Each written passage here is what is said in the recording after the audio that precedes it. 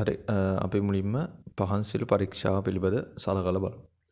අපි දන්නවා පහන්සිල් පරීක්ෂාව පාවිච්චි කරන්නේ S ගුණයේ මූලද්‍රව්‍ය හඳුනා ගැනීමේ පරීක්ෂාවක් විදියට. හරි එහෙනම් අපි මුලින්ම S ගුණයේ පළවෙනි කාණ්ඩයේ මූලද්‍රව්‍ය ලබා දෙන වර්ණ සලකලා බලමු. පළවෙනි කාණ්ඩයේ පළවෙනි මූලද්‍රව්‍ය ඒ කියන්නේ ලිතියම්. ලිතියම් පහන්සිල් පරීක්ෂාවේදී ලබා දෙන්නේ රතු පැහැති වර්ණයක්. දෙවෙනි මූලද්‍රව්‍ය වෙන්නේ සෝඩියම් ලබා දෙන්නේ කහ පාට වර්ණය. පොටෑසියම් ගත්තාම ලිලැක් කියලා ඒ වර්ණය හඳුන්වනවා දම් පාටට ආසන්න වර්ණයක්. ඊට පස්සේ රුබීඩියම් ගත්තාම රතු දම් පැහැති වර්ණයක් තමයි ලබා දෙන්නේ.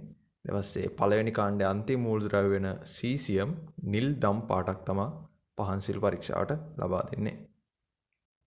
දෙවන කාණ්ඩයේ මූලද්‍රව්‍ය සලකද්දී බෙරලියම් මැග්නීසියම් කියන මූලද්‍රව්‍ය දෙකම පහන්සිල් පරීක්ෂාවේදී වර්ණයක් ලබා දෙන්නේ නැහැ. ඒ කියන්නේ අවර්ණයි. ඊළඟ මූලද්‍රව්‍ය වෙන කැල්සියම් ගඩොල් රතු නැත්නම් තැඹිලි රතු වර්ණය තමයි පහන්සිල් පරීක්ෂාවේදී ලබා දෙන්නේ. ඊට පස්සේ ස්ට්‍රොන්ට්‍රියම් ගත්තාම ඒ ස්ට්‍රොන්ට්‍රියම් ලබා දෙන පාට හඳුන්වනවා ක්‍රිම්සන් රතු විදිහට.